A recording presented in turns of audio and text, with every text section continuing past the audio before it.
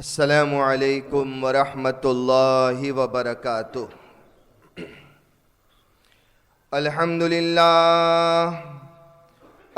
للہ وکفا وسلام علی عبادہ الذین اصطفا، اما بعد فقد قال اللہ تبارک وتعالی فی الکلام المجید، اعوذ باللہ من الشیطان الرجیم، بسم اللہ الرحمن الرحیم،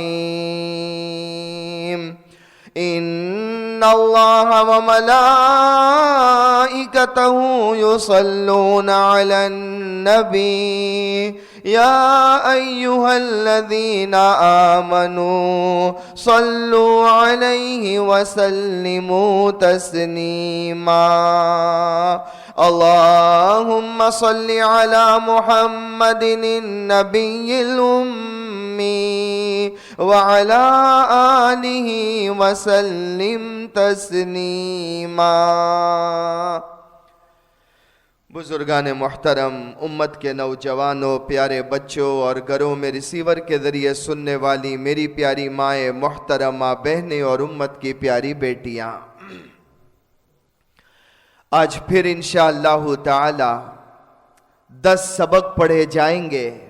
اللہ تبارک و تعالی ان 10 باتوں پر ہمیں عمل کرنے کی توفیق نصیب فرمائے۔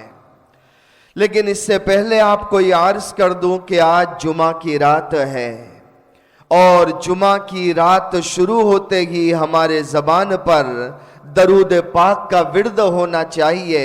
ویسے بھی رمضان کا مہینہ، اس رمضان کی پہلی جمعہ کی رات، اور پھر اگر ہماری زبان پر درود پاک ہو تو یہ کتنا پیارا مشغلہ ہے۔ آئیے ہم سب مل کر ایک مرتبہ درود شریف پڑھ لیں۔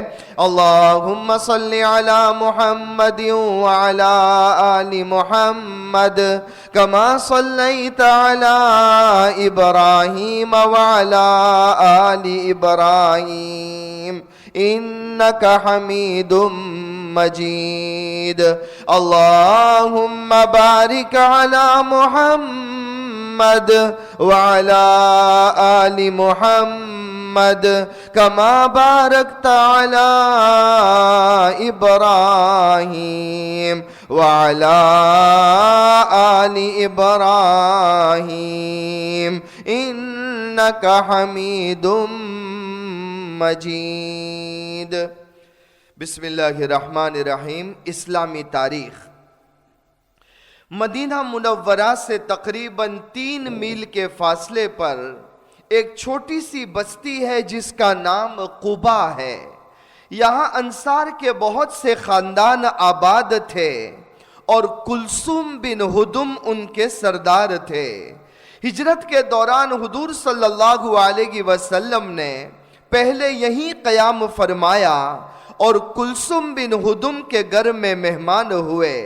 حضور صلی اللہ علیہ وسلم نے یہاں اپنے مبارک ہاتھوں سے ایک مسجد کی بنیاد ڈالی جس کا نام مسجد قباء ہے۔ مسجد کی تعمیر میں صحابہ کرام رضوان اللہ علیہم اجمعین کے ساتھ ساتھ آپ صلی اللہ علیہ وسلم خود بھی کام کرتے تھے اور بھاری بھاری پتھروں کو اٹھاتے تھے۔ ایک صحابی نے یہ شعر کہا، لَإِن قَعَدْنَا وَالنَّبِيُّ يَعْمَلْ لَذَاكَ مِنَّ الْعَمَلُ الْمُضَلِّلِ۔ اس شعر کا ترجمہ یہ ہے، اگر ہم بیٹھے رہیں اور نبی کام کرے تو ہمارا یہ عمل گمراہی کا سبب ہوگا۔ یہی وہ مسجد ہے جس کی شان میں قرآن مسجد میں آیت کریمہ نازل ہوئی، لَمَسْجِدٌ أُسِّسَ عَلَى التَّقْوَى مِنْ أَوَّلِ يَوْمٍ أَحَقُّ أَن تَقُومَ فِيهِ رِجَالٌ يُحِبُّونَ أَن يَتَطَهَّرُوا وَاللَّهُ يُحِبُّ الْمُطَّهِّرِينَ، یعنی وہ مسجد جس کی بنیاد پہلے ہی دن سے پرہیزگاری پر رکھی گئی ہے وہ اس بات کی زیادہ مستحق ہے کہ آپ صلی اللہ علیہ وسلم اس مسجد میں نماز کے لیے کھڑے ہو۔ اس میں ایسے لوگ ہیں جن کو صفائی بہت پسند ہے اور خدا صاف اور پاک رہنے والوں کو پسند فرماتا ہے۔ حضور صلی اللہ علیہ وسلم یہاں 14 دن قیام فرما کر جمعہ کے دن مدینہ طیبہ کے لیے روانہ ہو گئے۔ یہ مسجد قباء والوں کا ذکر ہے۔ یہاں دو باتیں آپ کو میں بیان کروں۔ ایک بات تو اللہ تبارک و تعالیٰ نے مسجد قباء والوں کے لیے یہ بیان کی کہ مسجد قباء والے تقوی والے تھے۔ انہوں نے تقوی کی بنیاد پر اللہ کی محبت میں، اللہ کے ڈر سے اور اللہ کو یاد کرتے ہوئے اللہ کی مسجد کو تعمیر کیا، اور وہ مسجد ایسی بابرکت ہے کہ اللہ اپنے نبی کو حکم دیتے ہیں میرے محبوب جا کر اس مسجد میں نماز پڑھو۔ اور اللہ کے رسول صلی اللہ علیہ وسلم وہاں گئے، آپ نے اس کی تعمیر میں بھی حصہ لیا۔ آپ نے وہاں پر قباء میں 14 دن تک قیام فرمایا اور مسجد قباء میں نماز پڑھی ہے۔ اور ہم میں سے جو لوگ حرمین شریفین گئے ہیں، اللہ تعالیٰ بار بار حرمین شریفین کی حاضری نصیب فرمائے۔ جب ہم مدینہ منورہ کا ٹور کرتے ہیں، زیارت کرتے ہیں، تو مسجد قباء خصوصی طور پر ہم جاتے ہیں، وہاں پر جا کر نماز بھی پڑھتے ہیں۔ یہ بڑی برکت والی مسجد ہے۔ اللہ نے مسجد کی بھی تعریف کی اور وہاں کے مصلیوں کی بھی قرآن میں تعریف کی ہے۔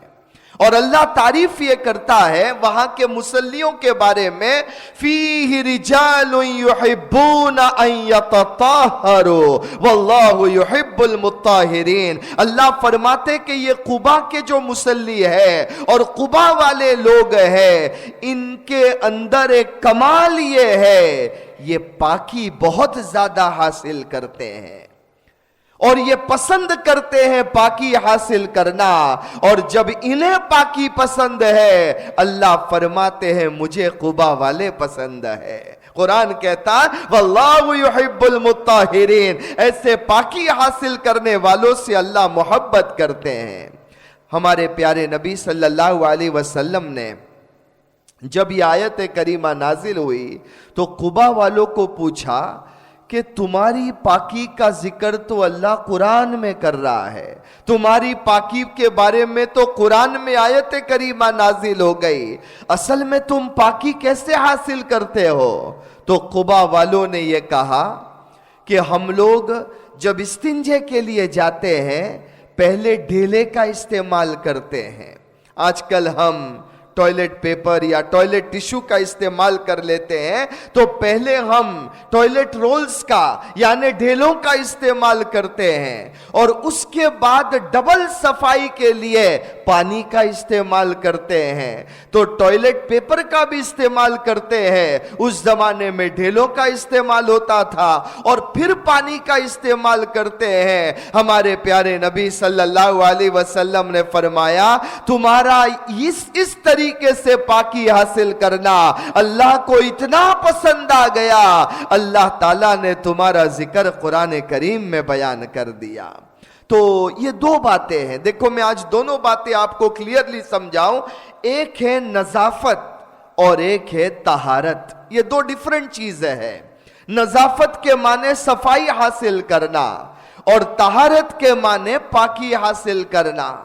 ہماری شریعت نے دونوں چیزوں پر بڑا زور دیا ہے۔ ہمارے پیارے نبی صلی اللہ علیہ وسلم نے نظافت کا بھی حکم دیا ہے اور طہارت کا بھی حکم دیا ہے، اور میں آپ کو دونوں باتیں ڈیٹیلز میں بیان کروں۔ اللہ کے نبی صلی اللہ علیہ وسلم فرماتے ہیں ایمان کے 70 سے زیادہ شعبے ہیں، ایمان کے more than 70 parts ہے، اور کم سے کم ایمان کا شعبہ یہ ہے کہ تم راستے میں جا رہے ہو، کوئی گندگی پڑی ہوئی ہے، تکلیف دینے والی چیز ہے، اس کو ہٹا دو، یہ ایمان کا حصہ ہے۔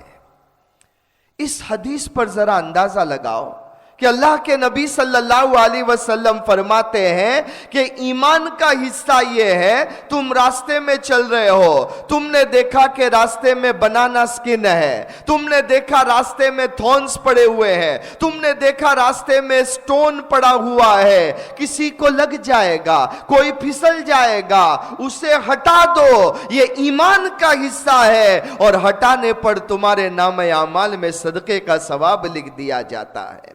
اور اللہ کے نبی صلی اللہ علیہ وسلم یہ بھی فرما رہے ہیں کہ اگر راستے میں گندگی ہے تو ایمان والو تمہاری شان یہ ہے کہ تم گندگی کو ہٹا دو گے۔ ایمان کا مطلب یہ ہے، اور ایمان کی تعلیم یہ ہے، اسلام کی تعلیم یہ ہے، گندگی کو ہٹا دیا جائے، یہ ایمان کا حصہ ہے۔ تو جب حدیث یہ کہتی ہے کہ گندگی کو ہٹانا یہ ایمان والے کا کام ہے، معلوم ہوا گندگی پھیلانا یہ ایمان والے کا کام نہیں ہے۔ یہ ہماری شریعت ہمیں صفائی اور کلینلنس کے بارے میں بتلا رہی ہے کہ صفائی کیسے ہونی چاہیے۔ ایمان والا گندگی نہیں کرتا ہے، ایمان والا گندگی کو ہٹایا کرتا ہے۔ لیکن آج افسوس یہ ہے کہ آج ہماری مسلم معاشرے کے اندر، اور خاص کر کے ہمارے ملکوں میں تو مشہور ہے کہ جہاں گندگی ہو سمجھ جاؤ کہ وہاں پر مسلمان آباد ہے۔ اتنے مسلمان گندگی پھیلانے میں مشہور ہو گئے ہیں کہ لوگ اس طریقے کا ذکر کرتے ہیں۔ اس لیے ہمیں اس کا خیال رکھنا ہے کہ ہم گندگی پھیلائیں گے نہیں، گندگی ہے تو اسے ہٹا دیں گے۔ یہ ہمارے پیارے نبی صلی اللہ علیہ وسلم نے تعلیم دی ہے۔ لہذا ہماری ایلیز میں، ہمارے بیک یارڈز میں ایسی گندگی پھیلی ہوئی نہ ہو کہ جس کی بنا پر لوگوں کو بھی تکلیف ہو۔ ہمارے بن ہم اتنے فل نہ کر دے کہ وہ بن اوور فلو ہو رہے ہیں اور وہ گندگی راستے کے اندر آ رہی ہے۔ اللہ کے نبی صلی اللہ علیہ وسلم نے منع فرمایا، بلکہ ایک حدیث میں اللہ کے رسول صلی اللہ علیہ وسلم فرماتے ہیں اپنے گھر کو بھی صاف رکھو اور گھر کے اطراف کو بھی صاف رکھو۔ یہ اللہ کے رسول صلی اللہ علیہ وسلم کی تعلیم ہے کہ گھروں کی بھی صفائی کرو، گھر کے اطراف کی بھی صفائی کیا کرو۔ یہ اللہ کے نبی صلی اللہ علیہ وسلم نے ہمیں صاف رہنے کی، صفائی کو رکھنے کی اور صفائی کو پھیلانے کی تعلیم دی ہے۔ یہ نظافت ہے۔ اور صرف گھر نہیں، کپڑوں کے بارے میں بھی حکم دیا گیا صاف۔ اللہ کے رسول صلی اللہ علیہ وسلم دیکھو کیسے شوق دلاتے ہیں، یعنی کس طرح لوگوں کے اندر شوق پیدا فرماتے ہیں۔ فرمایا کہ جب تمہارا کپڑا صاف ہوگا وہ تسبیح پڑھتا رہے گا، کپڑا میلا ہو جائے گا تسبیح پڑھنا بند کر دے گا۔ یہ اللہ کے نبی صلی اللہ علیہ وسلم فرماتے ہیں تو ہمارے کپڑے بھی صاف ہو، ہمارے لباس بھی صاف ہو، کپڑوں میں سے بدبو نہ آئے، گندگی نہ ہو۔ ہم بدبو والے کپڑے پہن کر کھڑے ہوں گے، ہمارے بازو میں جو مصلی ہے ان کو پریشانی ہو رہی ہے، فرشتے ہیں فرشتوں کو پریشانی ہو رہی ہے۔ تو نبی اکرم صلی اللہ علیہ وسلم نے فرمایا صاف کپڑے تسبیح پڑھتے ہیں، کپڑے جب میلے ہو جاتے ہیں وہ تسبیح پڑھنا بند کر دیتے ہیں۔ بلکہ صفائی کا حضور نے کیسے خیال رکھا، ایک بڑی پیاری بات سناؤں۔ ایک صحابی اللہ کے رسول صلی اللہ علیہ وسلم کے پاس آئے، بال بالکل بکھرے ہوئے، کپڑے بالکل پراگندہ، اور بال ایسے ان کے لمبے لمبے بال تھے بالکل بکھرے ہوئے چاروں طرف ہے۔ حضور صلی اللہ علیہ وسلم نے اس صحابی کو اپنے پاس بلایا۔ سننا ہمارے پیارے نبی صلی اللہ علیہ وسلم کو اللہ نے کیسی محبت امت کے لیے دی تھی۔ حضور نے اپنے پاس بلایا اور ایک صحابی کو یہ کہا تیل لے کر آؤ، کوم لے کر آؤ، ہیئر آئل منگوایا، کوم منگوائی اللہ کے نبی صلی اللہ علیہ وسلم نے۔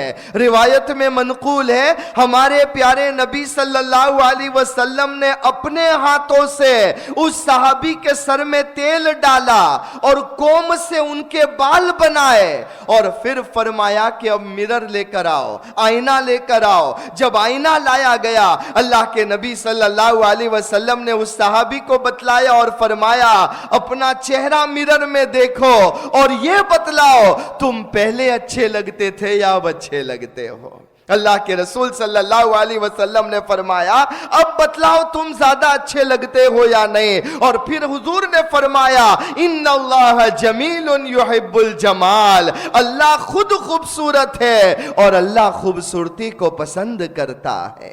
یہ تعلیم ہے ہمارے پیارے نبی صلی اللہ علیہ وسلم کی۔ حالانکہ آپ اندازہ لگاؤ وہ غربت کا زمانہ ہے، ایسی غریبی کا زمانہ ہے، کپڑوں پر پیچز ہوا کرتے تھے، لوگ غربت کے عالم میں تھے، لیکن ہمارے پیارے نبی صلی اللہ علیہ وسلم نے اس صحابی کو دیکھا، آپ جانتے تھے کہ یہ اتنا غریب بھی نہیں ہے کہ سر پر تیل نہ لگا سکے، یہ اتنا غریب بھی نہیں ہے کہ اپنے بالوں کو کوم نہیں کر سکے، تو حضور صلی اللہ علیہ وسلم نے انہیں تعلیم دی ہے کہ دیکھو غربت الگ چیز ہوتی ہے، لیکن اگر اللہ نے تمہیں دیا ہے اس کا استعمال کرو، اپنے آپ کو صاف رکھو اور خوبصورتی پیدا کرو، یہ ہماری شریعت مطہرہ کا قانون ہے۔ اس لیے یہ بہت سمجھنے کی بات ہے۔ آج لوگ یہ سمجھ بیٹھے ہیں گندے رہنا، پھٹے ہوئے کپڑے پہننا، حالانکہ اللہ کا دیا ہوا ہے، اس کے باوجود ایسے گندگی میں زندگی گزارنا اور یہ سمجھنا کہ یہ سمپلیسٹی اور سادگی ہے، یہ بہت ہی بڑا دھوکہ ہے۔ سمپلیسٹی الگ چیز ہے اور صفائی کا ہونا یہ الگ چیز ہے۔ سادگی کا یہ مطلب تو نہیں ہے کہ ہم گندے رہے۔ 10-15 سال سے وہی کارڈیگن پہن کر گھومتا ہے، 10-15 سال سے وہی کوٹ پہن کر گھوم رہا ہے، نہ غریب کو صدقہ کرتا ہے نہ خود اپنے اوپر خرچ کرتا ہے۔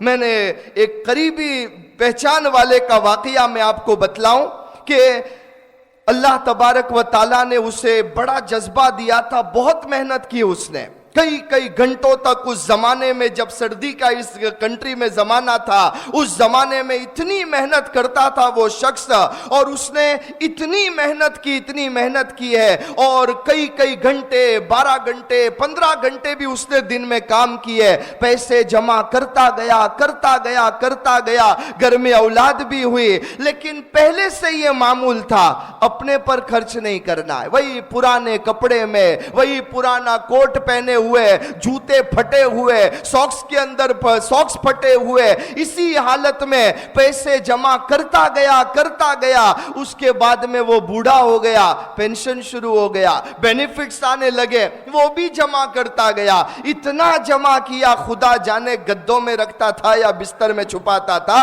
اتنا جمع کیا اس نے، اور ایک دن آیا اس کا انتقال ہو گیا۔ اللہ مرحوم کی مغفرت کرے۔ انتقال ہو گیا، میں نے اپنی آنکھوں سے دیکھا کہ وہ سارا مال اس کی اولاد کے پاس گیا، اور ان کی اولاد اللہ معاف کرے آج اسی مال کو کلب میں اور پب میں استعمال کر رہی ہے۔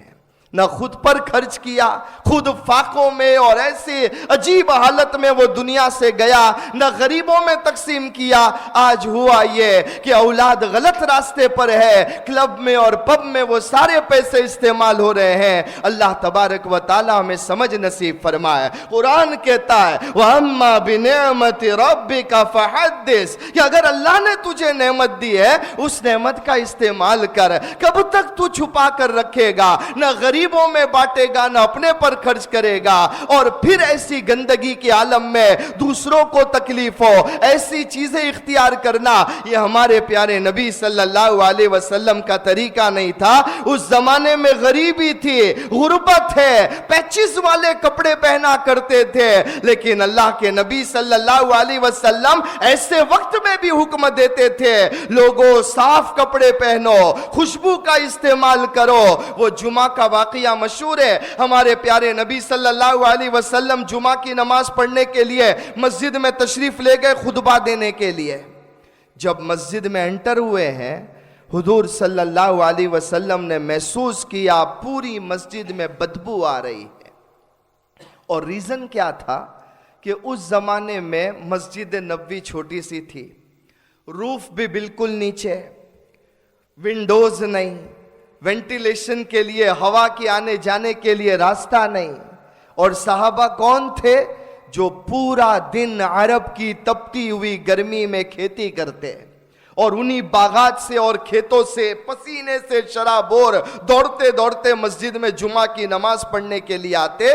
तो अब नेचुरली बात है कि सहाबा के अंदर पसीना, गर्मी का मौसम, मस्जिद छोटी और हवा के आने जाने का रास्ता नहीं, तो नेचुरली बात है कि मस्जिद में बदबू आने वाली है। तो मस्जिद में बदबू आ रही थी।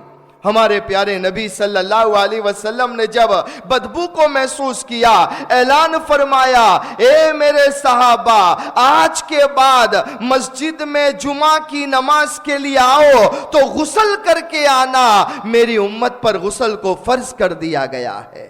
यस, जुमा के दिन गुस्ल करना उस जमाने में फर्ज हो गया था।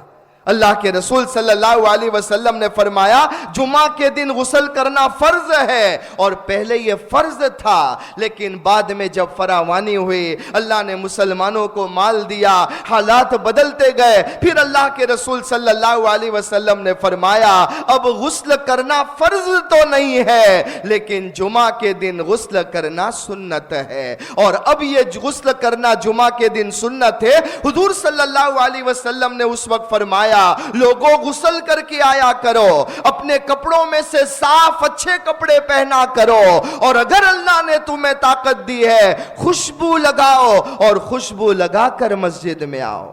ये सारी बातें हमें तालीम दे रही है कि इस्लाम सिंप्लिसिटी का जरूर कायल है, लेकिन नजाफत, सफाई, अपने आप को अच्छी तरह प्रेजेंटेबल रखना, इसको शरीयत ने मना नहीं किया है, बल्कि हुक्म दिया गया कि अल्लाह ने तुम्हें नेमत दी है, उस नेमत का तुम इस्तेमाल करो। वअम्मा बिनेमति रब्बिका फहद्दिस, वरना होगा ये, ना खुद इस्तेमाल करेगा, ना गरीबों में तकसीम करेगा, और वही मेहनत की कमाई फिर गलत जगह पर चली जाएगी। अल्लाह तबारक व ताला हमें नजाफत का मसला समझने की तौफीक नसीब फरमाए। तो मैं ये कह रहा था, ये दो अलग अलग चीज है, एक है नजाफत और एक है तहारत। ये तो हुई सफाई, जो बाहर की सफाई है। अब दूसरी चीज तहारत है। अभी मैंने जो कुबा वालों का वाकया सुनाया, कुरान ने जो उनकी तारीफ की है, उनकी तहारत पर की है, अंदरूनी सफाई पर, कि देखो ढेले भी इस्तेमाल करते हैं, पानी का भी इस्तेमाल करते हैं। और यही हमारी शरीयत का कानून है कि अगर अल्लाह तबारक व ताला तुम्हें सहूलत दे तो दोनों चीजों का इस्तेमाल करो। सिर्फ टॉयलेट पेपर का या टिश्यू का इस्तेमाल कर लेना ये काफी नहीं है, पानी का भी इस्तेमाल करो, उससे कामिल दर्जे की पाकी और तहारत हासिल होती है। आज हमारी ये वेस्टर्न सोसाइटी में पानी के इस्तेमाल का तस्वुर ही नहीं है। टॉयलेट में गए, पेशाब पाखाना किया, पेपर का इस्तेमाल किया और बाहर आ गए। ये गलत है। हमारी शरीयत हमें यह कहती है, तुम्हें मुकम्मल पाकी हासिल हो ही नहीं सकती जब तक कि तुम पानी का इस्तेमाल न करो। इसलिए हमें पानी के इस्तेमाल का हुक्म दिया गया। शरीयत यह चाहती है तुम बाहर भी साफ रहो, अंदर भी साफ रहो। आज का जमाना बाहर की सफाई का है कि लोगों के सामने प्रेजेंटेबल बन जाओ, चाहे अंदर से कितने भी गंदे हो। इसकी तो फिक्र होती है कि टॉयलेट का फ्लोर क्लीन होना चाहिए, टॉयलेट की सीट क्लीन होनी चाहिए, यह सो होना चाहिए, लेकिन अंदर से भी तो इंसान को क्लीन होना चाहिए। इसकी भी फिक्र करने की जरूरत है। नजाफत भी जरूरी, तहारत भी जरूरी। हम सर्विसेज पर उतरते तो नहीं देखते, this toilet was cleaned 10 minutes ago, और एवरी हाफ एन आवर में इस टॉयलेट को क्लीन किया जाएगा। माशाअल्लाह, बहुत अच्छी बात है, इतनी सफाई का ख्याल है। लेकिन जैसे बाहर की सफाई का ख्याल है, अंदर की सफाई का भी तो ख्याल हो। और आज अल्लाह माफ करे, इनकी देखा देखी में हमारे नौजवान मॉल में गए हुए हैं, स्कूल में, कॉलेजेस में, उनकी देखा देखी में ये भी खड़े खड़े पेशाब करना शुरू कर देते हैं, और न पानी का इस्तेमाल, खड़े खड़े पेशाब किया और इसी तरीके से निकल गए। हमारे प्यारे नबी सल्लल्लाहु अलैहि वसल्लम ने फरमाया, ए ईमान वालो, ए मेरे उम्मतियों, अगर तुमने पेशाब से एहतियात नहीं की, अगर तुमने तहारत का ख्याल नहीं किया, तो तुम्हें कब्र के अंदर अजाब दिया जाएगा। کس طریقے سے ہماری شریعت نے پیارے انداز میں، وعید کے انداز میں یہ سمجھانے کی کوشش کی ہے کہ ایمان والو باہر سے بھی صاف رہو، اندر سے بھی صاف رہو اور اپنے دلوں کو بھی صاف کر لو۔ صفائی ہر چیز کے اندر مطلوب اور مقصود ہے، یہ ہماری شریعت نے ہمیں بتلایا۔ ہمارے پیارے نبی صلی اللہ علیہ وسلم راستے سے گزر رہے ہیں، 2 قبر تھی، ایک ادھر قبر ایک ادھر قبر۔ حضور صلی اللہ علیہ وسلم گزر رہے، آپ رک گئے اور فرمایا مجھے اللہ کی طرف سے کہا گیا ہے ان دونوں قبر پر اللہ کا عذاب ہو رہا ہے۔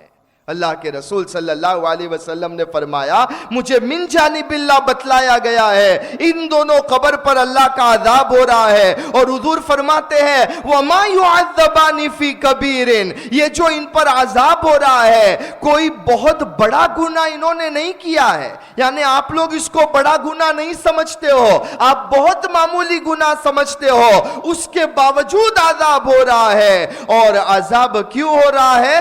اما احدہما فکان یمشی بالنمیمہ، اللہ کے نبی صلی اللہ علیہ وسلم نے فرمایا پہلے پر اس لیے عذاب ہو رہا ہے یہ چگلی کرتا ہے، سلینڈرنگ میں مبتلا رہتا ہے، ادھر کی ادھر کرتا ہے، ادھر کی ادھر کرتا ہے، اس پر اس کو عذاب ہوا ہے۔ اور دوسرے کے بارے میں فرمایا وَكَانَ لَا يَسْتَنزِهُ مِنَ الْبَوْلِ، یہ پیشاب سے احتیاط نہیں کرتا تھا، پیشاب کے قطرے اس کی پینٹ میں اس کے کپڑوں میں گر جاتے تھے، اسے اس کی فکر نہیں تھی۔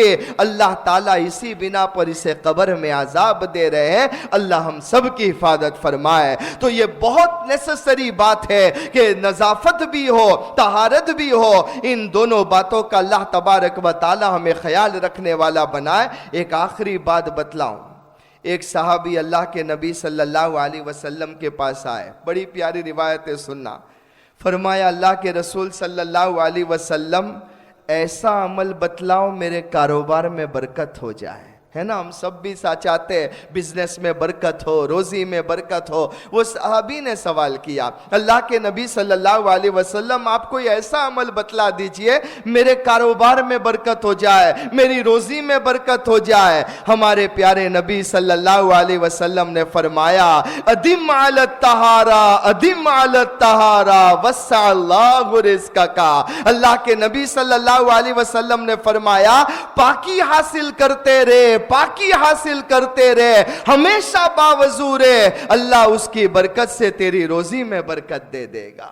تو دیکھو باوضو رہنے سے اور ہمیشہ پاک رہنے سے اللہ تبارک و تعالی روزی میں برکت کے فیصلے کر دیتے ہیں۔ تو دنیا بھی بن گئی، آخرت بھی بن گئی، ادھر دنیا بن گئی کہ روزی میں برکت مل گئی، ادھر آخرت بن گئی کہ عذاب قبر سے حفاظت ہو گئی۔ تو طہارت کا حاصل کرنا یہ بہت ہی ضروری ہے، اور قبا والوں کی اسی سلسلے میں تعریف کی گئی ہے۔ آئیے دوسرا سبق آج کا، حضور صلی اللہ علیہ وسلم کا ایک معجزہ، یہ بھی ایک بڑی پیاری روایت ہے، مختصراً آپ کو پڑھ کر سنا دو۔ ایک دفعہ رسول اللہ صلی اللہ علیہ وسلم ایک انصاری کے باغ میں تشریف لے گئے، وہاں ایک اونٹ کھڑا تھا، حضور صلی اللہ علیہ وسلم کو دیکھ کر وہ بلبلانے لگا اور اس کی دونوں آنکھوں میں آنسو ڈبڈبا آئے۔ رسول اللہ صلی اللہ علیہ وسلم نے قریب جا کر اس کے سر اور کنپٹی پر ہاتھ پھیرا تو وہ چپ ہو گیا۔ آپ صلی اللہ علیہ وسلم نے دریافت کیا یہ کس کا اونٹ ہے؟ تو ایک نوجوان انصاری صحابی آئے، آپ صلی اللہ علیہ وسلم نے ان سے فرمایا تم ان جانوروں کے بارے میں اللہ سے نہیں ڈرتے جن کو خدا نے تمہارا تابع بنایا ہے؟ اس اونٹ نے مجھ سے شکایت کی ہے کہ تم اس کو بھوکا رکھتے ہو اور تم اس کو تکلیف دیتے ہو۔ اللہ کے نبی صلی اللہ علیہ وسلم فرما رہے جانور کو بھی تکلیف مت دو، اگر جانور تمہارے پاس ہے اسے بھوکا مت رکھو، پیٹ بھر کر کھانا کھلاؤ، اس لیے کہ تم اس سے خدمت لیتے ہو۔ تو وہ نبی صلی اللہ علیہ وسلم جو جانوروں کے ساتھ میں نرمی کے معاملے کا حکم دے، اگر ہم اپنے گھر والوں کے ساتھ، بیویوں کے ساتھ، بچوں کے ساتھ اتنی سختی کا معاملہ کرے کہ انہیں سانس لینے کا بھی अच्छी तरह मौका न मिले, अल्लाह के यहाँ इसके बारे में सवाल होगा। तो अल्लाह के रसूल सल्लल्लाहु अलैहि वसल्लम जानवरों के साथ मोहब्बत का हुक्म दे रहे हैं। तीसरा सबक एक फर्ज के बारे में। रसूलुल्लाह सल्लल्लाहु अलैहि वसल्लम ने फरमाया, क़यामत में सबसे पहले नमाज का हिसाब लिया जाएगा।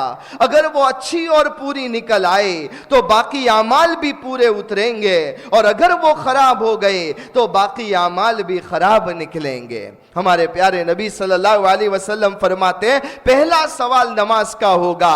वो अगर क्लियर, सारे मामले में क्लियर, और अगर वहां पकड़ा गया तो सारे मामलों में वो पकड़ा जाएगा। अल्लाह हमें नमाजों का एहतमाम नसीब फरमाए। एक सुन्नत के बारे में रसूलुल्लाह सल्लल्लाहु अलैहि वसल्लम ने फरमाया, जो बंदा नया कपड़ा पहने वो ये दुआ पढ़े। ये दुआ माशाअल्लाह हमारे मदरसे में छोटे छोटे बच्चों को भी याद करवाई गई है। दुआ ये है, अल्हम्दुलिल्लाहिल्लज़ी कसानी मा उवारी बिही औरती व अतजम्मलु बिही फी हयाती। ये नए कपड़े पहनने की दुआ है। मतलब इसका ये है, तमाम तारीफ अल्लाह के लिए है जिसने मुझे वो लिबास अता फरमाया जिससे मैं अपना जिस्म छुपाता हूँ और अपनी जिंदगी में ज़ेब व ज़ीनत हासिल करता हूं। फिर इस दुआ को पढ़ने के बाद अपना पुराना लिबास सदका कर दे तो वो जिंदगी में और मरने के बाद अल्लाह की हिफाजत और अमानत में रहेगा। पांचवा सबक, एक अहम अमल की फजीलत। हुजूर सल्लल्लाहु अलैहि वसल्लम ने फरमाया, रमदानुल मुबारक की हर दिन और रात में अल्लाह के यहाँ से जहन्नम के कैदी छोड़ दिए जाते हैं, और हर मुसलमान के लिए हर दिन और रात में एक दुआ जरूर कबूल होती है। ये अल्लाह के रसूल सल्लल्लाहु अलैहि वसल्लम फरमाते हैं कि रमदान में 24 आवर्स में अल्लाह एक दुआ जरूर कबूल करता है। एक दुआ उसकी जरूर कबूल होती है। अब कौन सी ऐसी दुआ हम मांग लें? एक तरीका तो यह है कि रोज इरादा कर लो कि अल्लाह एक चीज मैं रोज मांगूंगा अल्लाह से, कि अल्लाह ये दे ये दे। बार बार मांगेगा, अल्लाह का वादा है कि एक दुआ वो जरूर कबूल करेगा, इंशाअल्लाह वो कबूल हो जाएगी। लेकिन हमारे बुजुर्गों ने एक बड़ी अच्छी दुआ बतलाई है कि अगर दुआई करनी है तो रोज ये दुआ करो, ये दुआ जरूर किया करो, अल्लाह हमें मुस्तजाबुद दावात बना दे। अल्लाह हमें मुस्तजाबुद दावात बना दे। मुस्तजाबुद दावात का मतलब होता है वो इंसान कि जब भी वो दुआ करे अल्लाह उसकी कबूल कर ले। तो अगर आपने ये दुआ कर दी कि अल्लाह मुझे मुस्तजाबुद दावात बना दे, और अगर वो कबूल हो गई, उसके बाद तो जो दुआ दो दुआ करेगा अल्लाह उसके दुआ को कबूल कर लेंगे। तो ये रमदान का महीना दुआ की कबूलियत का ज़माना है। अल्लाह ताला हमारी तमाम दुआओं को कबूल फरमाए। एक गुनाह के बारे में कुरान में अल्लाह फरमाता है, जो लोग मुसलमान मर्दों और मुसलमान औरतों को बगैर किसी जुर्म के तोहमत लगाकर तकलीफ पहुंचाते हैं तो यकीनन वो लोग बड़े बोहतान और खुले गुनाह का बोझ उठाते हैं। किसी पर तोहमत लगाना, खामोखा किसी को बदनाम करना, किसी की कोई गलती आपको पता चल गई उसे लोगों में फैलाना, यह बहुत बुरी चीज है। अल्लाह के नबी सल्लल्लाहु अलैहि वसल्लम ने फरमाया, अगर मेरे किसी उम्मती के गुनाह का तुम्हें पता चल जाए और तुमने अगर उसके गुनाह को छुपा लिया, अल्लाह उसके नतीजे में तुम्हें जन्नत नसीब फरमाएंगे। और आगे अल्लाह के नबी सल्लल्लाहु अलैहि वसल्लम ने फरमाया, अगर मेरे किसी उम्मती के गुनाह का तुम्हें पता चल गया और तुमने उसके गुनाह का प्रोपेगेंडा किया, तमाम लोगों को जाकर उसके गुनाह को बयान किया, अल्लाह के नबी फरमाते हैं, अल्लाह ये कहता है उसके मरने से पहले पहले मैं उसे भी उसी गुनाह में मुब्तला करूंगा और फिर उसके गुनाह का प्रोपेगेंडा अल्लाह कहता है मैं खुद कर दूंगा। अल्लाह हिफाजत फरमाए। तो इस बिना पर इसका ख्याल रखे। बैकबाइटिंग ये एक ऐसी बीमारी है, हम सब इसमें मुब्तला है। हमारे प्यारे नबी सल्लल्लाहु अलैहि वसल्लम ने एक दिन फरमाया, अल-गीबतु अशद्दु मिनज़-ज़िना, कि बैकबाइटिंग ये एडल्ट्री और जिना से भी ज्यादा खतरनाक है। تو ایک صحابی نے سوال کیا، اللہ کے نبی صلی اللہ علیہ وسلم، زنا کو تو ہم بہت بڑا گناہ سمجھتے ہیں، اور آپ فرماتے ہیں کہ زنا سے بھی بڑا گناہ بیک بائٹنگ ہے، ایسا کیوں؟ ہمارے پیارے نبی صلی اللہ علیہ وسلم نے فرمایا، زنا کرنے والا جب زنا کرتا ہے وہ جانتا ہے میں گناہ کرتا ہوں، وہ توبہ کر لے گا، اللہ اس کے گناہ کو معاف کر دے گا، لیکن بیک بائٹنگ کرنے والا جب بیک بائٹنگ کرتا ہے، جب تک جس کی غیبت کی ہے وہ معاف نہ کرے اس کا یہ گناہ کبھی بھی معاف نہیں ہوگا۔ اللہ تعالی ہم سب کی ان گناہوں سے حفاظت فرمائے۔ اور آئیے اب ہمارا 7واں سبق ہے دنیا کے بارے میں۔ قرآن میں اللہ فرماتا ہے، اے لوگو بے شک اللہ کا وعدہ سچا ہے، پھر کہیں تم کو دنیاوی زندگی دھوکے میں نہ ڈال دے اور تم کو دھوکے باز شیطان کسی دھوکے میں نہ ڈال دے، یقیناً شیطان تمہارا دشمن ہے، تم بھی اسے اپنا دشمن ہی سمجھو، وہ تو اپنے لوگوں کو اس لیے بلاتا ہے کہ وہ بھی دوزخ والوں میں شامل ہو جائے۔ 8واں سبق آخرت کے بارے میں۔ رسول اللہ صلی اللہ علیہ وسلم نے فرمایا، اللہ تعالیٰ جنت والوں سے فرمائے گا، اے جنت والو، تو وہ کہیں گے، اے ہمارے پروردگار، ہم حاضر ہیں، ساری بھلائی تیری قدرت میں ہے۔ اللہ فرمائے گا، کیا تم لوگ راضی ہو گئے؟ تو جنتی کہیں گے، ہم راضی کیوں نہیں ہوں گے؟ اے اللہ، تو نے ہمیں وہ نعمت عطا فرمائی ہے جو اپنی مخلوق میں سے کسی کو عطا نہیں کی۔ اللہ فرمائے گا، کیا میں تمہیں اس سے بھی بہتر نعمت عطا کروں؟ وہ عرض کریں گے، اس سے بہتر اور کون سی نعمت ہوگی؟ تو اللہ فرمائے گا، میں ہمیشہ کے لیے تم سے راضی ہو گیا، اس کے بعد کبھی بھی میں تم سے ناراض نہیں ہوں گا۔ 9واں سبق طب نبوی سے علاج۔ رسول اللہ صلی اللہ علیہ وسلم نے فرمایا، 5 چیزیں فطرت میں سے ہیں، ان میں سے ایک ختنہ کرنا ہے۔ فائدہ، ختنہ کرنے سے شرمگاہ کے کینسر، ایگزیما اور گردے کی پتھری یعنی کڈنی سٹون جیسی بیماریوں سے حفاظت ہوتی ہے۔ اور آخری 10واں سبق حضور صلی اللہ علیہ وسلم کی ایک نصیحت۔ رسول اللہ صلی اللہ علیہ وسلم نے فرمایا، ایمان تمہارے دلوں میں اس طرح پرانا ہو جاتا ہے جس طرح کپڑا پرانا ہو جاتا ہے، لہذا اللہ سے دعا کیا کرو کہ وہ تمہارے دلوں میں ایمان کو تازہ رکھے۔ تو یہ بھی ایک دعا ہمیشہ ہم کرتے رہے کہ اللہ ہمارے ایمان میں تازگی نصیب فرما۔ اللہ تعالیٰ ان 10 باتوں پر جو کہی گئی سنی گئی، اللہ ہم سب کو عمل کرنے کی توفیق نصیب فرمائے۔ اللہ تبارک و تعالی ہمارے یہاں پر بیٹھنے کو قبول فرمائے۔